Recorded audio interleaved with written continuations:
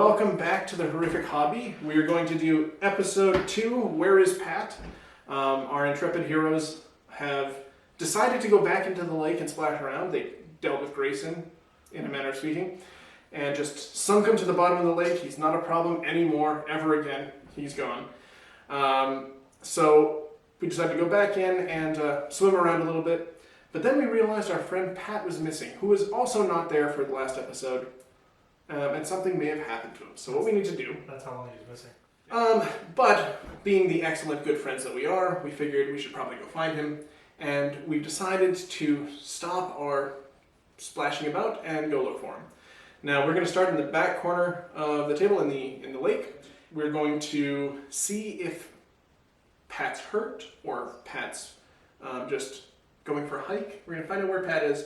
The way the scenario works is everyone that we investigate gives us a buff to the next investigation check, and that's pretty well it. Once we get him, in whatever manner we find Pat, we have to drag him back or walk back with him leisurely to the back corner where we started and escape whatever might befall us. So this is episode 2, Where is Pat? Also, turn 1, fright phase. We're going to roll to see if our fright tokens activate. There's one inside the house as well, or inside of the cabin as well. And we rolled the 2, so they do not activate this turn. Arm pop. There's no killer present, so we don't have to worry about the killer phase, and we'll move on to the character phase. So Andrew's going to go with Seth first, because he's got a bit of a hike ahead of him. Whopping 6 inches.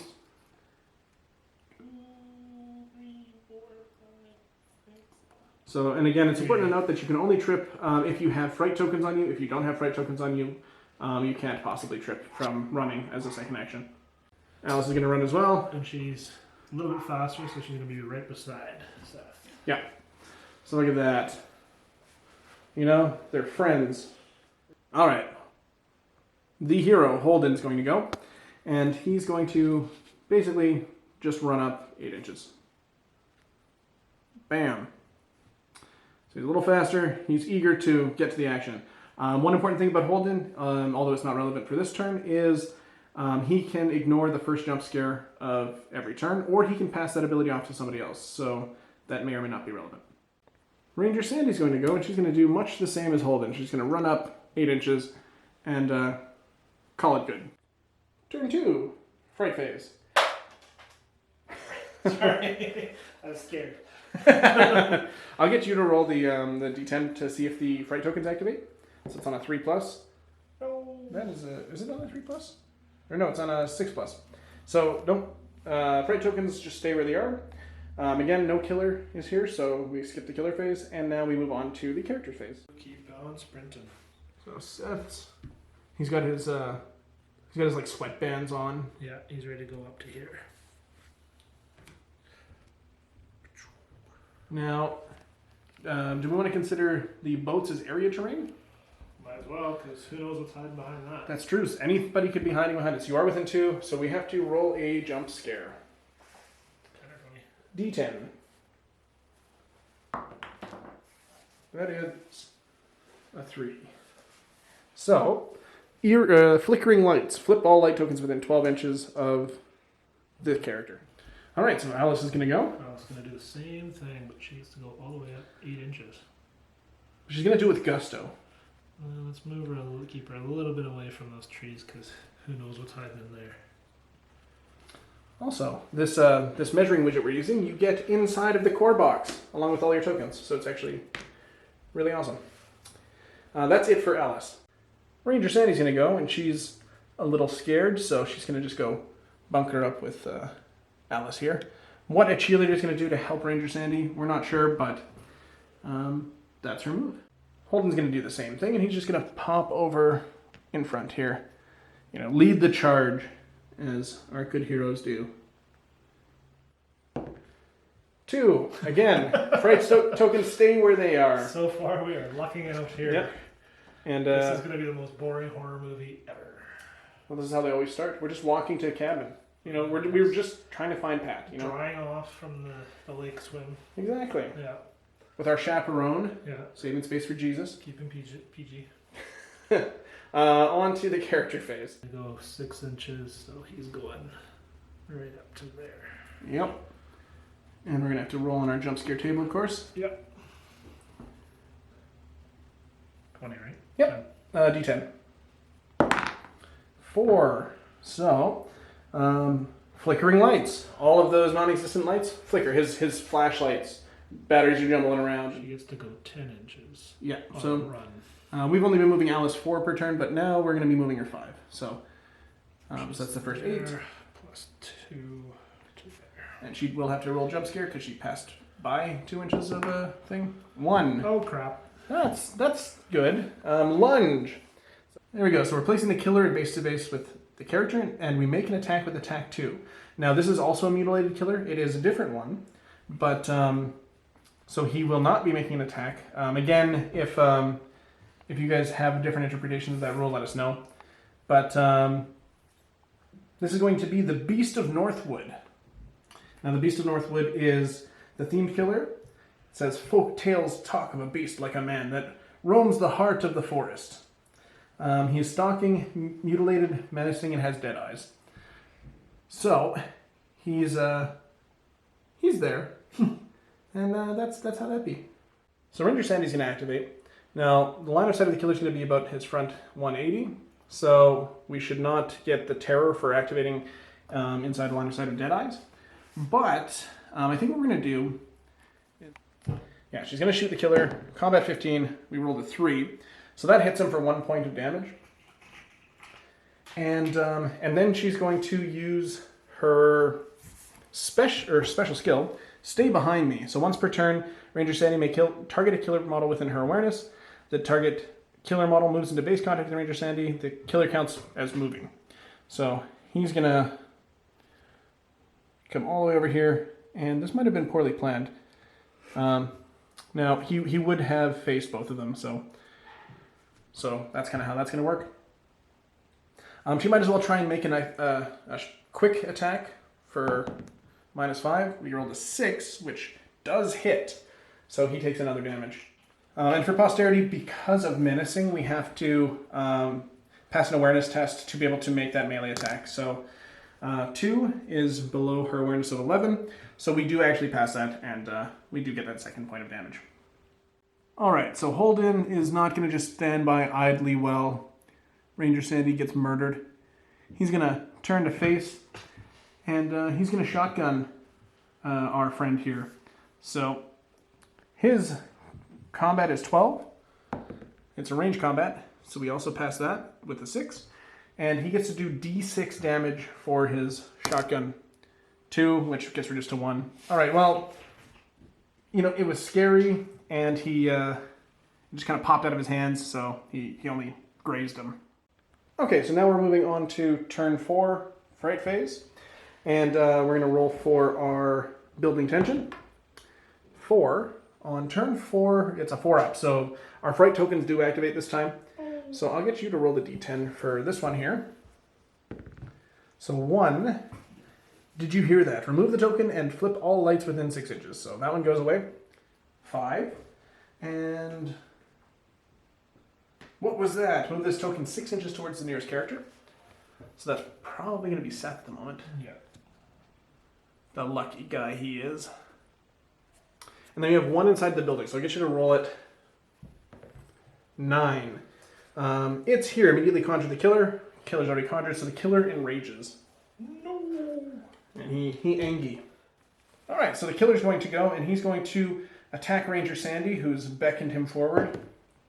He rolls a 1, which is a crit, and Ranger Sandy takes 6 damage. That's so gross. Also, Holden takes 1. Let's take a look here. Yeah, all of the characters not hit by vicious blades within 2 inches of a mutilated killer takes 1 injury. So. And so does Seth, because Seth is just... Oh, and Seth's within 2. Seth's within 2 as well. So Seth also takes 8 damage. So the Seth's going to go, and he's decided discretion is the better part of valor, and he'd prefer not to... Not to deal with that. Nope. But he activated in Killer's line of sight, so he does take a terror. which means now it is possible for him to trip. So let's roll a d20. And on a 1, he trips. That's a 5. So he does not trip. And we do need to do a jump scare for him. Technically, we do it at the end of the first move because it's within 2 inches of the terrain. Is that a 10? It's a 10. All right then. So jump scare 10. Screams in the distance. Move all fright tokens d10 towards this character. So we're going to roll our d10. 2 inches. So 2 inches. I was looking at trees there. This one, that one's gone. So the one that we have in here, sorry, I think we just rolled it once, but I mean, we just rolled a 9, so let's move it 9. It's going to move out here. +1. So that's where that ends up. And that's it for the fright phase. All right, so Alice is going to, does she make it there in 1 or is it 2? She makes it there in 1, 2, 3, 4, 5 inches. So she can investigate within 2 inches of her base, which means that we can roll an investigation check for this. Her investigation is... Awareness? 12. So we need 12 or less. There we go. She passed one. If only she could have done that last game. So now we get to roll to find out what that is.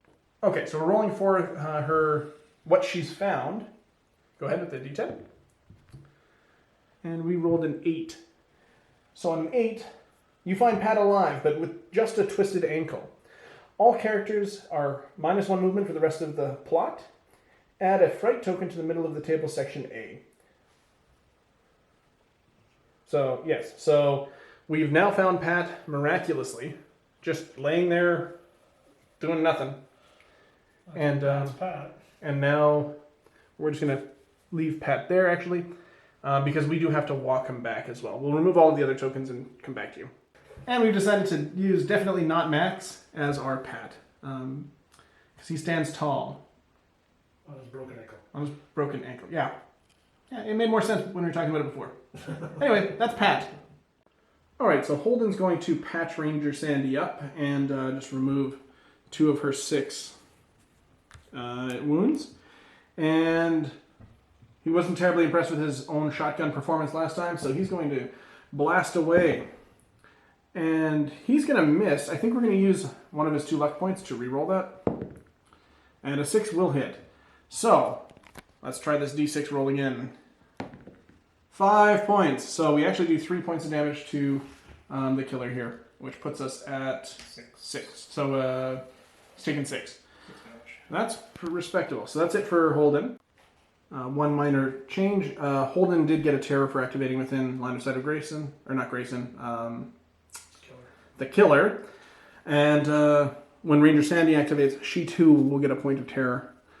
So they are going to do that.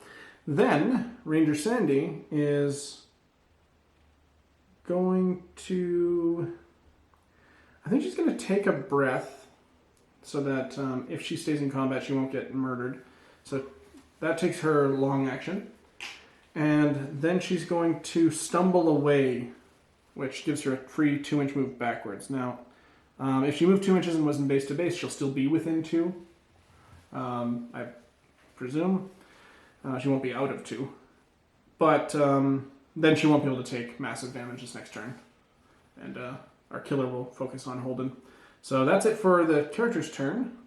Alright, so we're on to turn 5 fright phase. We're doing the building tension phase. And that's a 10, so we are definitely rolling for fright tokens. We're going to roll for the one over here. I'm going to let Andrew roll that because my rolls are terrible. What is that? That's a 3? Okay. So, fright token 3. Remove the token of football lights within 6 inches. So, did you hear that? And we certainly did not. Then we're going to roll for this one over here. 6. Okay. So that is move the token 6 inches forward towards the closest character. I think that might be Holden. I think so too. As the crow flies, and other terms your parents said. And we have this one here as well that we missed. So that's a 7. So what was that? Move it 6 inches directly towards the nearest character, which of course is Ranger Sandy. So now we're done the fright token phase. On to the killer phase. The killer's going to use his various blades to attack Holden. I don't know if it's a 1 or a 20. That was a 1. So he critically hits Holden for 6 damage. Sweet. Um, Smacks Ranger Sandy for 1. and smacks Ranger Sandy for 1. Thanks, killer. Going to move her So Alice is going to go. 4 inches. And then because she ends within...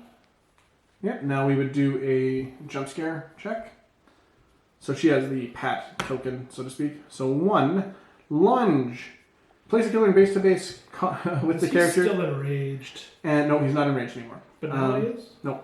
Oh. And make an attack with attack 2. If the killer is already in base-to-base with the character or supporting character, place a fright token in base-to-base with the character instead. So we get a fright token in base-to-base with Alice.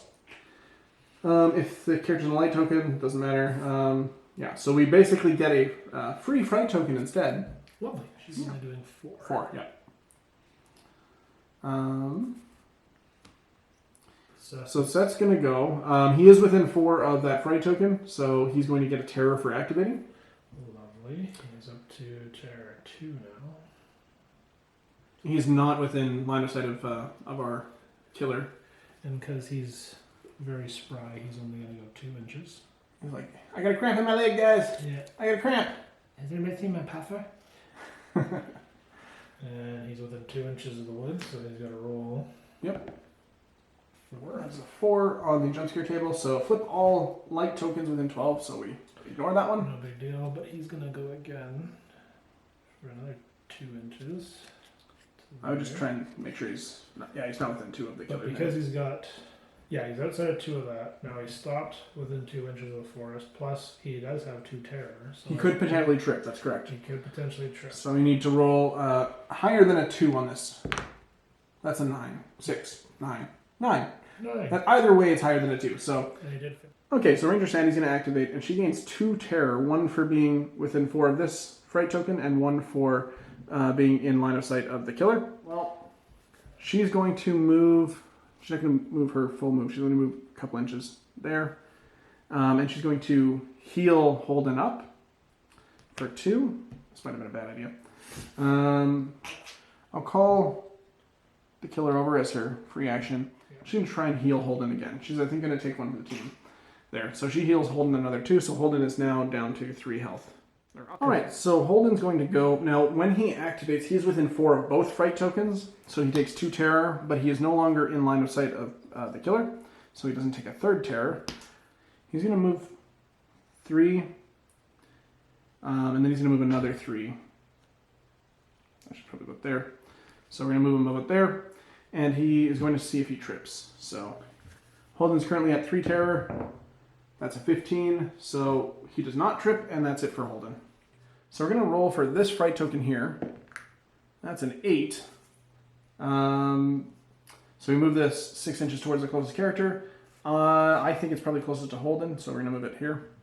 It's about right. It was pretty close to Raider Sandy as well, but now for that one, 10. Woo! It's here. Immediately conjure the killer. The killer's already conjured. He enrages. So that's good news. This one over here, 1. We remove the token and flip all lights within 6 inches of it. So this token goes away, which is kind of nice. And then now we move on to the killer phase. So the killer's had enough of Sandy's nonsense, and he's going to attack her. He rolls an 8, does not crit for once. Thankfully. And Ranger Sandy only takes 3 injuries. There's nobody within 2 inches of the killer, so no vicious blades. Alright, so Seth's going to go. He does gain a terror for activating within 4 of that fright token. So he's up to 3 terror. We have a flashlight mark. We do have a flashlight marker. He is going to shine a beam of light. Where do you want to put it? Put it right on... On top? Like... Yeah, basically. Here, I'll lift these up. Okay, there we go. So... actually, let's move it a little bit back so that she can actually move out of melee. And then okay. Alright, so Seth, being the triumphant Chad he is, beams his flashlight right onto the killer. And gives us a couple more options. Did we want to move him? We want to get the heck out of dodge. So he's going to do his whopping 2-inch shamble. And he's within 2 inch, so he jump scares. So 8 on the jump scare. So we rolled 8 on the jump scare. That is the character. He sees a strange shadow and he gains 1 terror point. He's up to 4 now. Dun dun dun. And then that's it for him. And then he goes his extra 2. Let's see. What does he go an extra 2 for? He's running. Oh, right, because the flashlight's not in action. That's right. Yeah. So Okay. he runs, but let's see if he trips. So he's up to 4. 2, he does trip. Bonk. He like face plants. Yeah. He's like, guys, I'm doing it. Thud. Okay, now we're going to go with Alice. Alice is going to do her 4 inches. To there. It's a good thing that With hat and towel. And within 2 inches. Nope, just outside of 2 inches. just out, yeah. Okay, so that's her first. Do we want to? She's going to keep running. Does she have any terror? Nope. Okay. Look at her. Somehow the cheerleader is going to be the butt kicker of this round. MVP. Okay, so that's it for our cheerleader here. Holden's going to go, and he's going to reload his shotgun, and he's not facing towards the killer. So what he's going to do is he's going to move again. He does gain a terror for activating near the that token, so he's up to 4 terror. But then he's going to move 3 inches back towards the edge of the board here. So that puts him about here. And I think next turn we're going to consider him firing off some shots. So actually we're going to end him facing back towards the killer. That seems pretty important. All right, so Ranger Sandy is going to stumble away 2 inches. Now she's going to shoot at the killer. She gains a terror because she can see the terrifying visage of the killer. As well as being within 4 inches of that other token there. Actually, she doesn't gain terror for those because she's starting in a light token. Gotcha. So she just gains the terror for making the attack. Gotcha. I was just saying that to make sure that the audience knows the rules. Oh, okay, yeah. Yeah, you're right. So under normal circumstances, yes, she would have gained a terror for being within 4 of each of those terror tokens and 1 for being in the killer's line of sight. So she would have gained 4 terror plus the 1 that we for her attack. But in this case, we fortunately get to mitigate 3 of those. So she gets plus 2 to the attack for being able to clearly see him. And she rolls an 18, where I think we're going to maybe spend her luck point to reroll that. Because while we could use it for healing or for terror mitigation, I'd rather hit him in the face. 6. Okay, that hits. So he takes another wound. And that's it for Ranger Sandy. So beginning of turn 7, we get to place one of our supporting characters. So we're going to randomize between Nathaniel Windrow and Janitor Barb. Would you do the honors? Roll a die.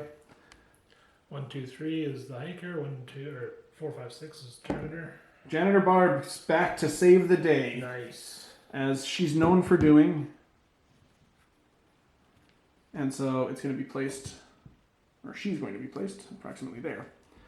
So that is Janitor Barb coming out. Swamp Monster Janitor Barb coming out of the lake. She was cleaning the shoreline and is now... Yeah, she's picking up cans and... Gonna smack him. Well, she's going to be here for sure. She's gonna smack him. So, Fright Phase is our first phase here. This is within 6 inches of our supporting characters, so our Fright token gets removed there. We measured, and this one is just out, so that one we roll for. Donor D10 there. 10. That's great. So the killer enrages again. Of course. So he's super angry. And then that is, I think it's our only Fright token left. Yeah. So that's it for the Fright phase. So our killer is going to have to go and attack Janitor Barb.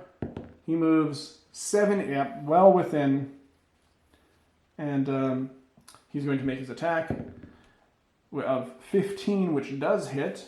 And that does 3 damage, killing barb and giving a terror to everyone who saw it happen. So that would be definitely Holden, also Ranger Sandy, Seth, and what is the awareness of 12. 12? Oh yeah. Yeah, she as well. So all of our characters gain a terror for having seen the horrible misfortune of Janitor Barb. And then we'll move on to the character phase. Okay, one thing we just have to have a minor addendum are light token flips at the end of the killer's phase. So that is now flipped off.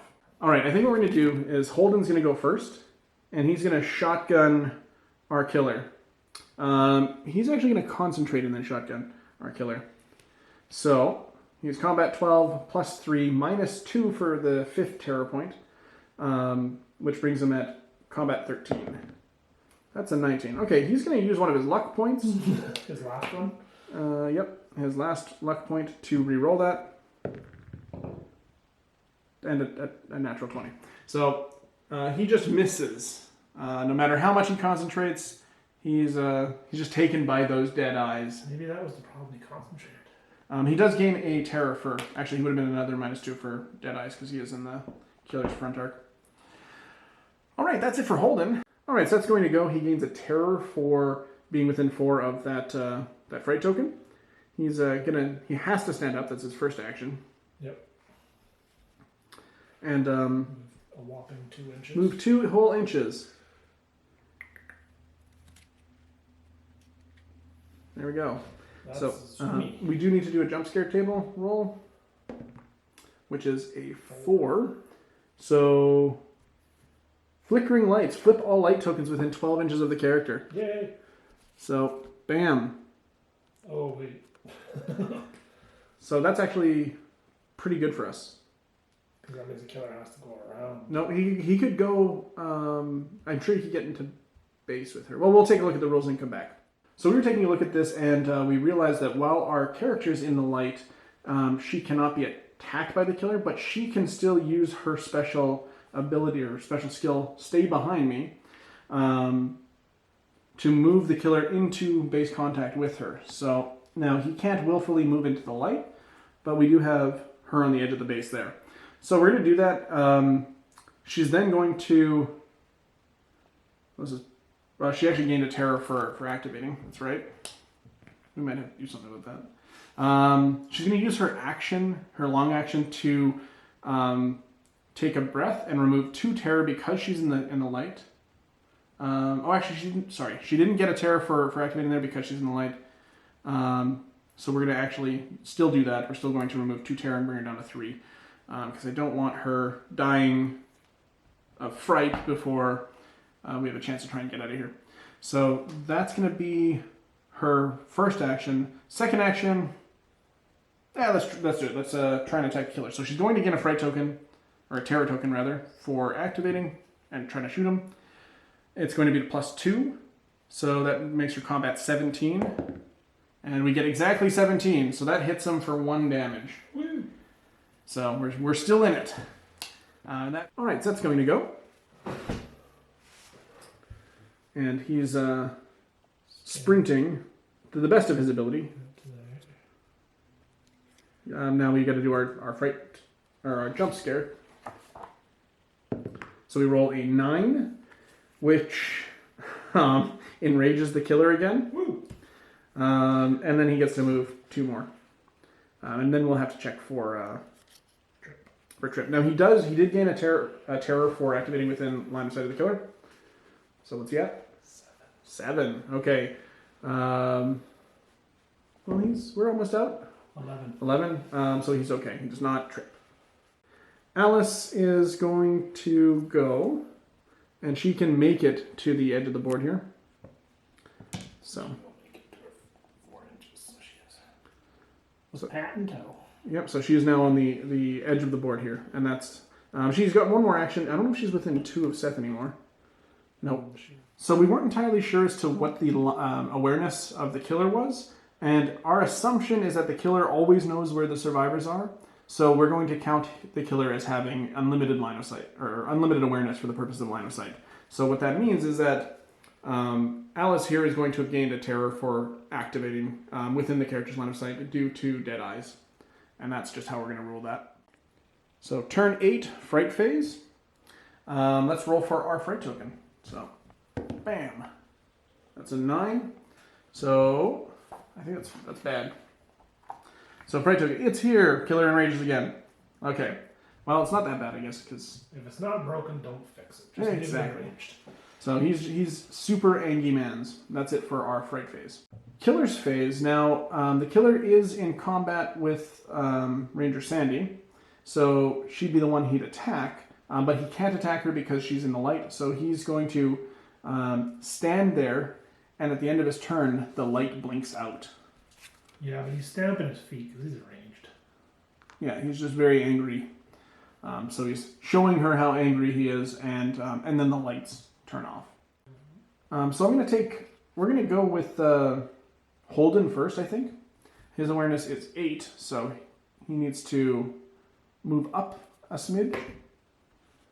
Let's just go a couple of inches. And to be in 8 inches of the killer. Then he's going to fire his last shot with a shotgun. Rolling at 12. Currently, he's at 7 terror. So he actually misses that. If he had no terror on him, he would have hit, but not so lucky this time. That's it for Holden. So Seth's going to go. And we're going to move 2 inches. And then he'd move another 2. Let's see if he trips. He does gain a terror for activating within the... Actually, how much terror would that bring him to? 8. Okay, so don't make the second move. We made this mistake before. Alright, so we've decided that Seth's going to put down his... he's going to use his second flashlight battery, dropping... It's not a roll, right? It just happens? Maybe placed within 6 inches of Seth. So he's going to just sit his butt on the flashlight token. He's then going to take a breath and heal now 2 terror for that. Down to 5. Down to 5. And then he's going to take his luck, one of his luck points, and remove another 2 terror. Down to 3. And that's it for Seth. Alright, Ranger Sandy's going to go. And she obviously gains 2 terror. 1 for the fright token that's right on her behind. And 1 for clearly being in the killer's line of sight. And killer's getting close. Let's we're going to concentrate and we're going to punch him in the face. So she's going to take a -4 penalty to this. So she needs a 7. She's going to concentrate, so she'll need a 10. And she rolls a 12. And she has no more luck. So she tries to punch him, and feebly it misses. So one quick rules update. You actually get -5 for a character shooting at somebody in melee with somebody. So Holden did miss, but he would have missed anyway. This would probably have changed some of the previous turns, but we're not going to worry about it for this game. So Alice is going to go. We've decided she's going to encourage herself. And then she's going to roll to see if she finds anything that's useful in this scenario here. So he rolls a 20, which is guaranteed to not pass. Does she have any luck? Finds her feet. She has 1 luck. You want to burn the luck? Let's do it. Okay, re-rolling that. Also a 20. Wow, these are great dice for a different game. So she finds nothing buried in the shores of Northwood here. Definitely not what the janitor was looking for. Nope, and that's it for Alice. Turn 9, Fright Phase. So we have our Fright token here. Let's see if, we know it activates. Let's see what happens. We rolled a 1. We remove the token and flip all lights. Yay. Within, just see, 1. Remove the token, flip all lights within 6. So, get wrecked, bad guy. And that's it for the fright phase. We'll move on to the killer's phase here. Alright, so the killer's turn, and he's going to stand there steaming with anger and do very little. That's it for him. Raging with impotence.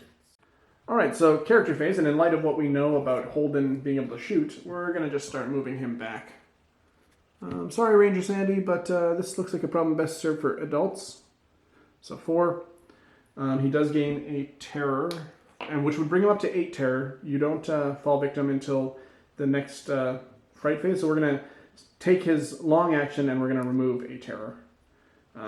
Otherwise he's dead, so that would be bad. That's it for Holden. Okay, so we just moved Seth and took a breath so that he removed the terror he gained this turn. We also put the light token because we realized we forgot to. So that's it for Seth's go. So Ranger Sandy's going to go. She's at 6 terror right now. She's going to first... she gains a terror for activating in line of sight of the killer. So it brings her up to 7. She's going to remove a terror so she doesn't get murdered. Doesn't she remove 2? Yes, she removes 2, that's right. Because she's in the light? Because she's in the light.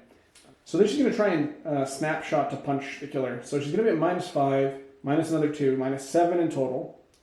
But she gets +2 for being in the light. And... don't use this black dice, it'll roll 20 again, I'm sure. yeah.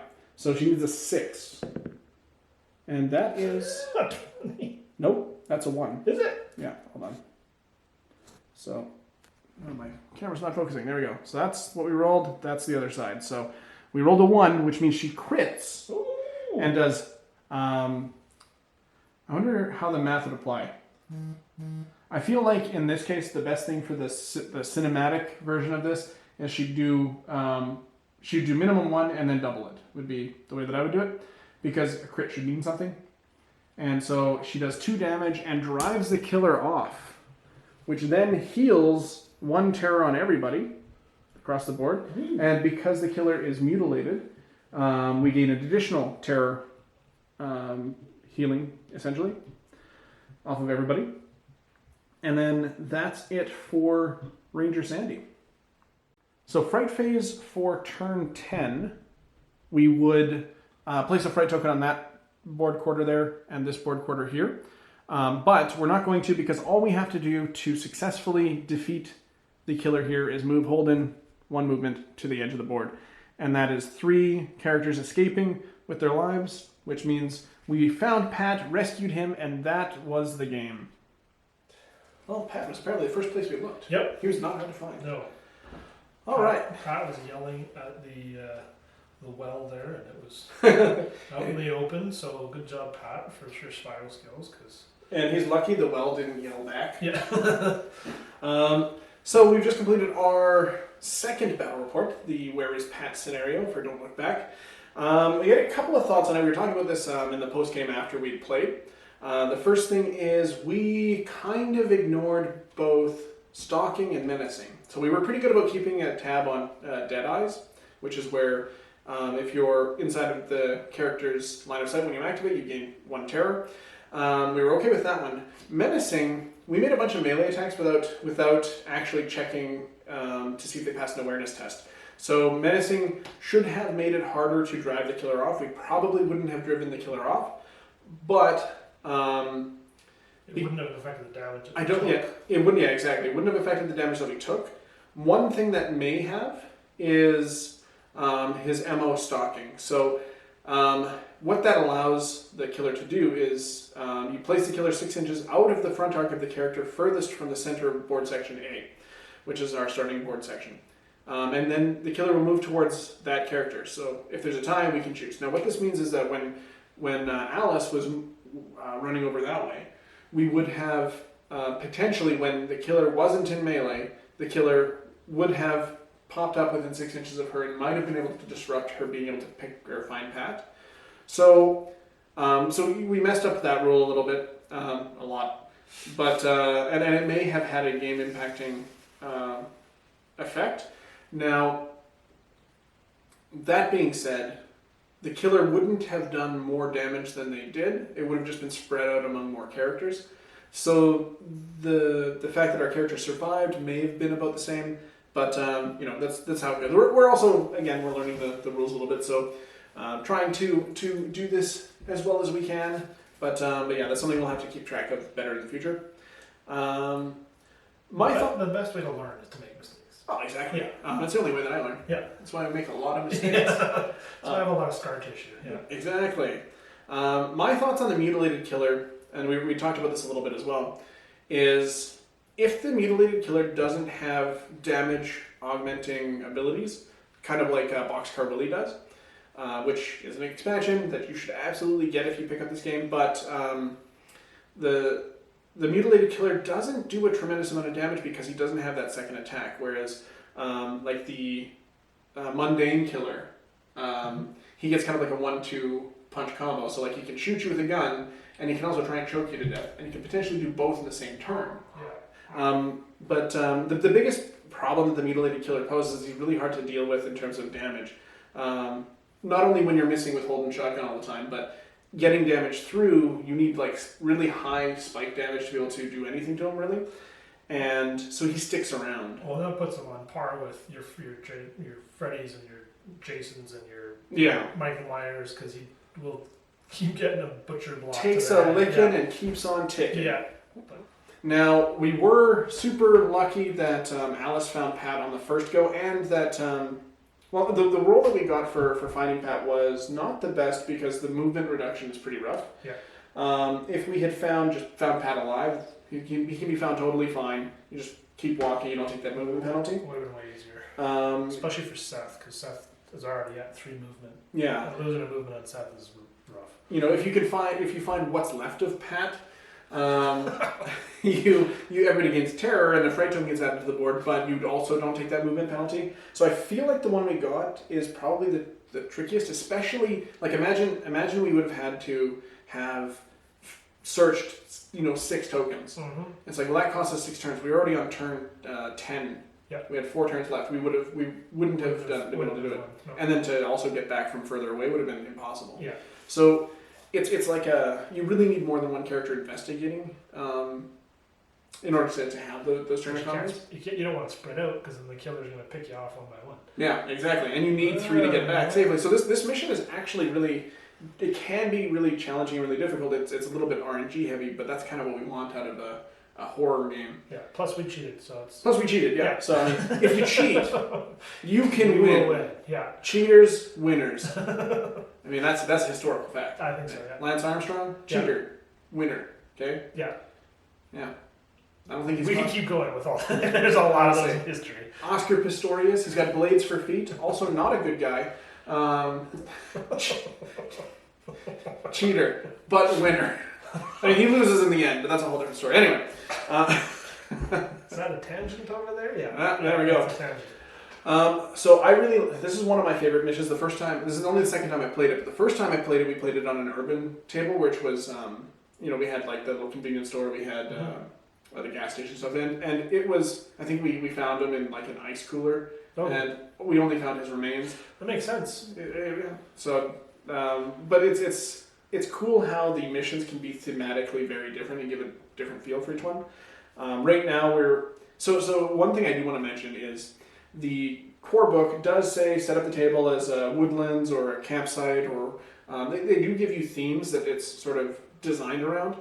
You don't have to stick to those. So if you have tomato cans and you don't have a board or table or terrain, make something up. Put some cardboard boxes down, call them buildings, make a city. It doesn't matter, because the game that you're playing is going to provide you your theme. So don't get too hung up on it. It has to be a cabin, or it has to be a campsite or anything like that, because it really doesn't. The scenarios all work very well otherwise. Yep. If this is your fun family game, that might be a fun family activity, is building. Yep. Cabins, woods, cities, all that kind of stuff out of cardboard, paper, stuff you can get from the dollar store. Does not have to be expensive. No, I would say that there are maybe I can think of one example where that feels like less of the case, and it would be for one of the expansions. So when you get into the expansions, as we go through them, we'll talk about whether or not this is a good expansion to pick up with what your existing collection is, or whether or not you should pick it up with considering additional purchases, or honestly for stuff like Sideshow Slaughter, which is where Booger the Clown comes in. Mm-hmm. One of his things is your characters have to engage with carnival games, and that's really more of a specific thematic thing, but you could build those out of anything. So like, you don't have to invest in a huge table and huge terrain, because I know it can get pricey to start out with. I'm a degenerate gamer, and I like to have all of the things, but I'm still working towards that as well. So again, you don't have to be a degenerate to play this game, but if you are, this game offers an awful lot. Mm-hmm. So I'm pretty happy with how things went. I had thought we were going to be more on the side of the board because of where the tokens were all placed. We ended up randomizing them. They were all like inside the building or around here. And we're like, yeah, I think that's right there. Yeah. All right. I definitely thought we were going in that cabin. Yeah. So the next mission is going to be the escape, where we start out in the cabin, and we have to try and break our way out. Even better. So the cabin will be featured for sure in the next game, which will probably be Andrew, but it might be Bailey, or it might be Blandrew. It could be both, yeah. Andley. Yep. Andley, Blandrew. There we go. That covers both. That sounds like a supporting character who It just does. It does. That's the hiker. Do you have any closing thoughts on the game, or how it progressed, or anything like that? Nope, super fun game. I really enjoy playing it. It's a hoot and a half. The more people you can play with, the more stories you can tell. And this one, we did tell a little bit of stories in between shots and everything too, so you can picture a dark and broody night, and light from behind the camera over there, and all the spookiness. But show your friends. I'd like to get more people interested in the game. I'd like people to check it out. We're playing with the core box, so you don't need more than that to play it. It offers up a lot of gameplay. Also, while we're playing with the default killers in the scenario book to start with, the killers can be randomized. And when you randomize them, you get some very powerful combinations, some less powerful combinations, and you get to reimagine what the killer is supposed to be rather than it being provided for you, which is really cool. And that's even before we start getting into the expansion content and the expansion killers. And with the expansions, there are a couple of new killer types. So like Mama Luna's Pizzeria gives you a lycanthrope. You get Otherworldly from the Attack of the Greys box. So there's a handful of other ones. It's not necessarily just randomized versions or more specific versions of the core box. But when you're starting out, the core box will give you a lot of time and value. So don't worry too much about necessarily diving in on the deep end like a degenerate gamer might. No, but I think what you're trying to say too is there's replayability in the core box. You can mix it up. You can make it harder. You can make it easier. You can pick and choose those things. If you're starting out and you want, the super tough guy that doesn't really do a lot of damage and just to prolong the experience, that's kind of what we had here today. And then randomizing things and changing up the board a little bit, even if you're using the scenarios that come in the core game, can completely change the look and feel and how the game plays. So I just wanted to stress that because the game, it's one of the few games where you can buy the core box and have a complete experience, while also having access to a bunch of other things that can enhance that experience. Whereas a lot of games you buy these days, it feels like to me, you buy them with the expectation that in order to fully enjoy the game, you need to buy more stuff. That's not the case here. Now, are you going to want to buy more stuff? Yeah. There's so many cool things, and if you have that weird itch for 1980s nostalgic horror, Black Studios has just about anything you could possibly want. But yes, so if you could share this with your friends, that'd be fantastic. And if you could like it. So basically what liking, commenting, subscribing, that nonsense does, the reason why everybody begs you to do it, which I'm doing right now, is because the more engaged you are with what we're doing, the more YouTube will promote us to other people. So it's not so much just about, stroking our ego numbers, our number egos. There you go. I'm not touching ego numbers, number egos, whatever. I'm not touching that one. All right. Well, it's more about being able to get in front of more people, so that we can show more people the game and get more people involved. Not to mention, for me personally, I like comments because it lets me engage with people who are also passionate about these games. So you don't have to if you don't want to, but if you did want to see more of this stuff and you wanted this to proliferate, that's the reason why people asked you. 100%. Oh yes, that's the other thing. I remember I had forgotten previously. Oh, there we go. So the giveaway we're going to talk about, I'm going to just reveal what it is because I don't want to keep people on a string for too long. I won in a draw on Blacksite Studios' Twitch channel. A additional copy of Cursed Crate 1, which you can't buy anymore. Now you can buy the components, and for some reason the one that they sent me didn't have the Sear Mini, which the one that I got was a 3D print actually. So I guess it was like a prototype copy, or something like that. But it does come with the Twisted Environments deck. It comes with Mama Luna's Pizzeria expansion, and it also comes with the Trilogies book. So that allows you to link together narrative games, which we're going to do at some point. I'm excited for that's for me. That's like where I'm the most excited is being able to build like a trilogy story. but it comes with those things. I have an extra copy, so we're going to be giving that away once we can hit a certain amount of subscribers, and then it's only going to be for subscribers. So if you're subscribed to the channel, you have a chance to win already. And then what we'll do is once we hit 500, we'll take the first 500 people, we'll put them into a list, and then we'll do some kind of randomizer to figure that out. So like some FOMO, create some scarcity. Like Yeah, exactly. Yeah. So the only exclusive item in that box really is the actual physical cardboard box. Right. They don't like to do exclusive, which I appreciate. Yep. But you could get a Chris Crate one, which is really cool. It does require you, I mean, obviously to have a core copy of the game, but you should have a core copy of the game already. Well, yeah. Because the game's amazing. So yeah, that's it for our plugs and stuff we have to talk about. And we'll catch you in the next one. Next one will be The Escape. Yeah. Dun, dun, dun.